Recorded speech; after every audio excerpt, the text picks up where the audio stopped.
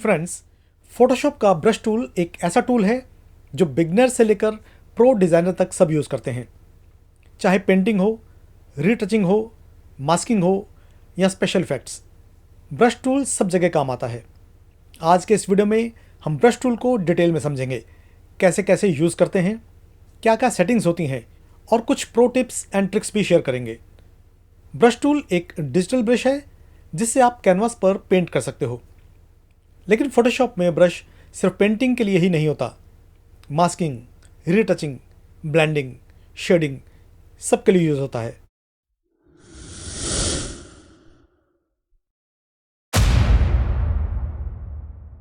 Brush tool Photoshop का एक powerful tool है जिसे पेंटिंग, मास्किंग, रीटचिंग और डिजिटल आर्ट के लिए यूज़ किया जाता है। इसका कीबोर्ड शॉर्टकट है बी। ब्रश टूल को यूज़ करने से पहले हमेशा एक न्यू लेयर पर काम करना बेटर होता है ताकि ओरिजिनल इमेज सेफ रहे। जैसे ही हम कोई टूल सेलेक्ट करते हैं तो यहाँ ऑप्शन बार में उस टूल की सेटिंग शो हो जाती हैं। मैंने ब्रश टूल सेलेक्ट किया है, इसलिए यहाँ ब्रश की सेटिंग दिख रही है। वन बाय वन इन सभी सेटिंग्स को समझेंगे। यहाँ सबसे पहले है साइज। साइज से डिसाइड होता है कि ब्रश का एरिया कितना बड़ा होगा। लार्ज ब्रश ब्रॉड एरिया के लिए यूजफुल होता है और स्मॉल ब्रश डिटेलिंग के लिए। अगर ब्रश टिप देखनी है तो यहाँ सेटिंग में ब्रश टिप पर टिक लगा देंगे, देन यहाँ पर ब्रश टिप शो होने लगेगी। ब्रश साइज को टॉप बार से चेंज कर सकते हैं यहाँ से, या कीबोर्ड शॉर्टकट से लेफ्ट स्क्वायर ब्रैकेट साइज को डिक्रीज करने के लिए और राइट स्क्वायर ब्रैकेट साइज को इंक्रीज करने के लिए यूज करते हैं। एक और मेथड है, ऑल्ट के साथ माउस का राइट बटन प्रेस करते हुए उसे राइट में मूव करेंगे तो ब्रश का साइज इंक्रीज होता है और लेफ्ट साइड में मूव करेंगे तो ब्रश का साइज डिक्रीज होता है। लार्ज साइज ब्रॉड स्ट्रोक्स के लिए, स्मॉल साइज डिटेल वर्किंग के लिए। नेक्स्ट है हार्डनेस। हार्डनेस ब्रश एज को कंट्रोल करता है। हाई हार्डनेस से एज शार्प होती हैं और लो हार्डनेस से एज सॉफ्ट और स्मूथ लगती हैं। सॉफ्ट ब्रश ब्लेंडिंग और स्किन वर्क के लिए बेस्ट होता है, जबकि हार्ड ब्रश क्लीन एजेस और प्रिसाइज लाइन के लिए यूजफुल है। हार्डनेस यहां से चेंज कर सकते हैं। एंड सेम, ऑल्ट के साथ माउस का राइट बटन प्रेस करते हुए माउस को ऊपर मूव करेंगे तो ब्रश की हार्डनेस डिक्रीज होती है और नीचे मूव करेंगे तो ब्रश की हार्डनेस इंक्रीज होती है। 0% soft edge, 100% hard edge. Soft for blending, hard for precise work. जब हार्डनेस 100% हो तो ब्रश में बम्प्स आ जाते हैं क्योंकि यहाँ स्पेसिंग कम है। बम्प्स हटाने के लिए विंडोज में ब्रश सेटिंग ओपन करते हैं, देन यहाँ स्पेसिंग 25% है, इसे डिक्रीज करते हैं एंड आप डिफरेंस देख सकते हो। स्पेसिंग जितनी कम होगी बम्प्स उतने ही कम होंगे।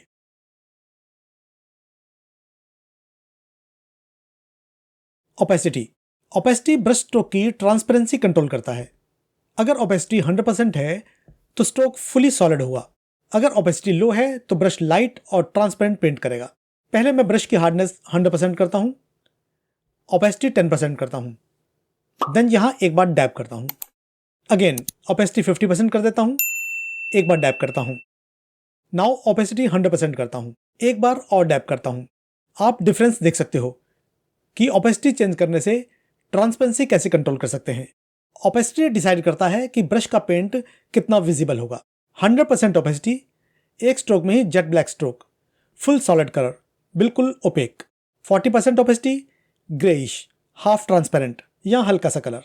10% ओपेसिटी, सॉफ्ट मिस्ट जैसा इफेक्ट, बेयरली विजिबल स्ट्रोक, बहुत ही लाइट।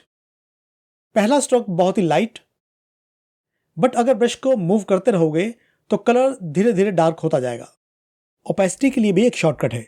जब ब्रश टूल सेलेक्ट होता है और तब प्रेस करते हैं 1 for 10%, 5 for 50%, 8 for 80% and 0 for 100%। Next है फ्लो। फ्लो ओपेसिटी से अलग होता है। फ्लो डिसाइड करता है कि जब ब्रश स्ट्रोक करते हैं तो पेंट कितनी स्पीड और डेंसिटी से बिल्ड होगा। लो फ्लो से कलर धीरे धीरे ऐड होता है और हाई फ्लो से स्ट्रोक फास्ट फिल होता है। एक ही स्ट्रोक के अंदर पेंट ग्रेजुअली बिल्ड होता है, अनलाइक ओपेसिटी जिसमें एक ही ट्रांसपेरेंसी फिक्स रहती है एक स्ट्रोक में। ओपेसिटी स्ट्रोक की transparency, flow speed of paint deposition. Like opacity flow के लिए भी एक शॉर्टकट है। जब ब्रश टूल सेलेक्ट होता है और तब हम प्रेस करते हैं Shift+1 for 10%, Shift+5 for 50%, Shift+8 for 80% and Shift+0 for 100%। Opacity और फ्लो में बहुत कंफ्यूजन रहती है, चलिए इसको क्लियर करते हैं। मैं रेड कलर से स्ट्रोक बनाता हूं। पहले हार्डनेस करता हूं 100%, फ्लो 100% एंड ओपेसिटी 10%।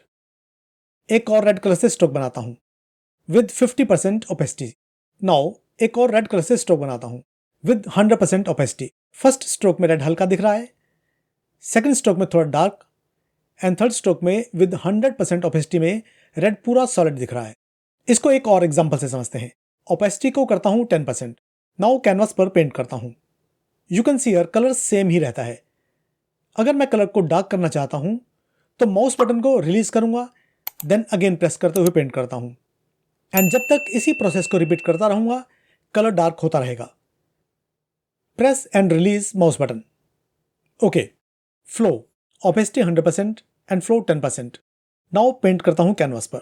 अगर मैं 10% फ्लो पर एक जगह रिपीटेडली ब्रश स्ट्रोक पेंट करता रहूंगा तो कलर स्ट्रोक के साथ साथ थोड़ा थोड़ा गहरा होता जाएगा। अगर 100% फ्लो है तो कलर एक ही स्ट्रोक में फुली फिल हो जाएगा।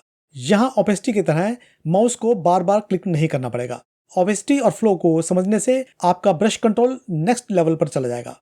ओपेसिटी फाइनल विजिबिलिटी कंट्रोल करता है, फ्लो पेंट बिल्डअप कंट्रोल करता है। अब बात करते हैं ब्लेंड मोड्स। मोड ब्रश का ब्लेंडिंग बिहेवियर चेंज करता है, जैसे लेयर पैनल इन फोटोशॉप इस वीडियो में हमने डिस्कस किया था, बट वो लेयर्स के लिए था। सेम यहां भी वही मोड्स हैं, बट ये ब्रश के लिए यूज होते हैं। नॉर्मल मोड स्टैंडर्ड पेंटिंग के लिए होता है और दूसरे मोड्स जैसे मल्टीप्लाई, ओवरले, डिफरेंस या स्क्रीन स्पेशल ब्लेंडिंग इफेक्ट्स के लिए यूज होते हैं। ये स्पेशली फोटो एडिटिंग और कंपोजिटिंग में यूजफुल होते हैं। चलिए इसको भी एग्जांपल से समझते हैं। कैनवास पर पेंट करता हूं, देन ब्लेंडिंग मोड चेंज करता हूं, मल्टीप्लाई, अगेन पेंट करता हूं। You can see the difference here. Canvas पर पेंट करता हूं, अगेन मोड चेंज करता हूं, डिफरेंस, पेंट करता हूं। ब्रश का बिहेवियर कैसे चेंज हो जाता है मोड चेंज करने पर, आप इन्हें अपने प्रोजेक्ट्स में चेंज करके देख सकते हो। ये कुछ और एग्जांपल्स हैं। शैडो पेंट करने के लिए मल्टीप्लाई मोड यूज हो सकता है और लाइट ग्लो करने के लिए स्क्रीन हेल्पफुल हो सकता है। एंड ये कीबोर्ड शॉर्टकट्स हैं ब्लेंड मोड्स के आपकी स्क्रीन पर, आप यहां से स्क्रीनशॉट ले सकते हो। नेक्स्ट है स्मूथिंग। स्मूथिंग आपके ब्रश स्ट्रोक को ज़्यादा स्मूथ और स्टेबल बनाता है। अगर आपका हैंड शेकी है या लाइंस जैग्ड आ रही हैं तो स्मूथिंग ऑन करना काफ़ी यूजफुल है।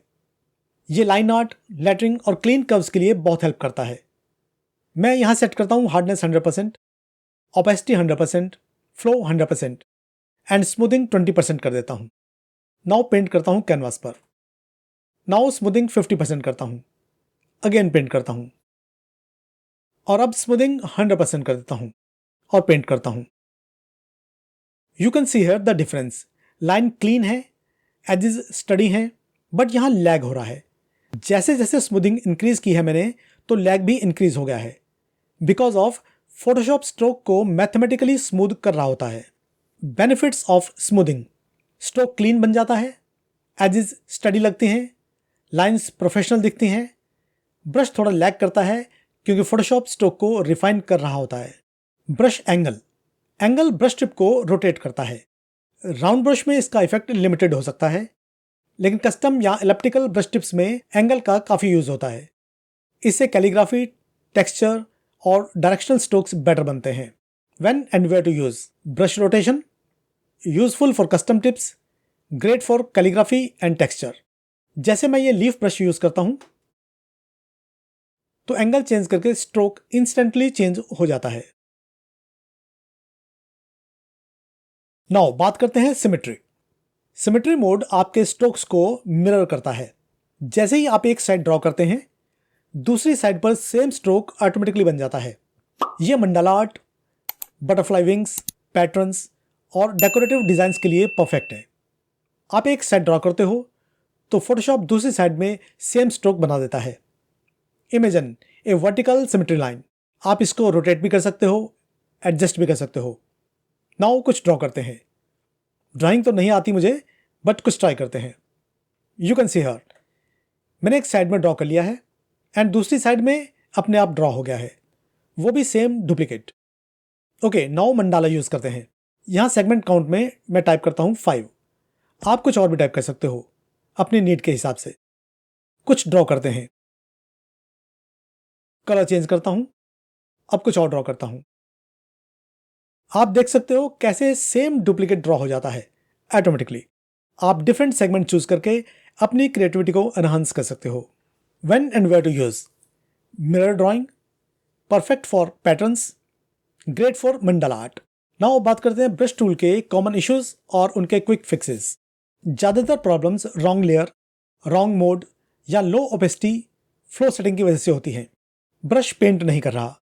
You can check correct layer select है या नहीं, लेयर लॉक तो नहीं है, अगर मास्क पर काम कर रहे हैं ब्लैक एंड व्हाइट कलर सही यूज हो रहा है या नहीं, ब्रश दिख नहीं रहा, ब्रश कलर बैकग्राउंड से सेम हो सकता है,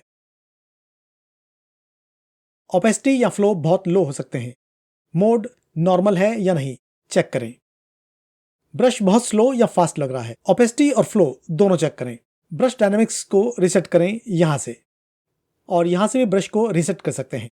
टैबलेट प्रेशर सेंसिटिविटी को वेरीफाई करें अगर आप ग्राफिक टैबलेट यूज कर रहे हैं। In that case brush cursor cross hair बन गया है, इसका कॉमन कॉज है कैप्स लॉक ऑन।